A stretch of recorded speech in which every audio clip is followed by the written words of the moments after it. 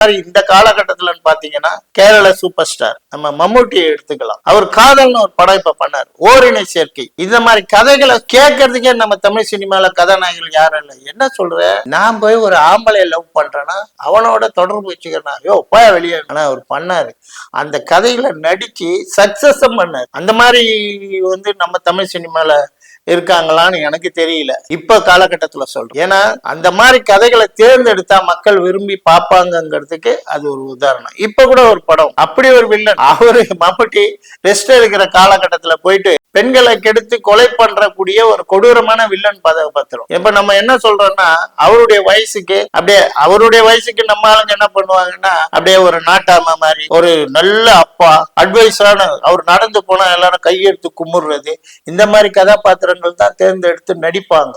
ஆனா அவர் பாருங்க, இந்த வயசுல இப்படி ஒரு, ஏன்னா இந்த மாதிரி கதை மறுபடியும் நமக்கு கிடைக்காது. அவருக்கு இருக்கிற இமேஜ், இன்னைக்கு கேரளா சூப்பர் ஸ்டார்னா ஒண்ணு மம்முட்டி, இன்னொன்னு மோகன்லால் சொல்லுவாங்க.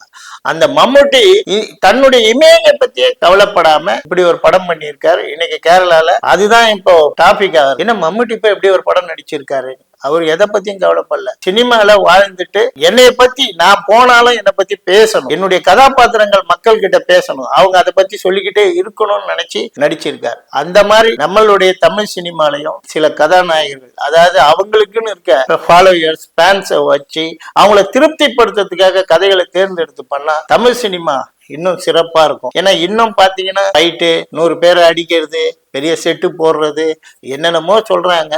என்ன பண்ணாலும் படம் புரியல, கதை புரியல. கதை புரிஞ்சாதான் சாமானியனுக்கு அவன் பாக்குறான், அவனுக்கு புரிஞ்சுதா கைத்தட்ட போறான், 10 பேர்கிட்ட போய் சொல்லுவான், ஐயோ படம் சூப்பரா இருக்குங்க, நல்லா இருக்கு போய் பாருங்க. ஆனா அவனுக்கு பிடிக்கலன்னா படம் எப்படி இருக்குன்னு கேட்டா அப்படின்ட்டு தான் போயிடுவான். அந்த ஒரு வார்த்தை இருக்கு இல்லைங்களா, அது சினிமா இல்ல, எல்லா கலையுமே கவுத்து கூடாது.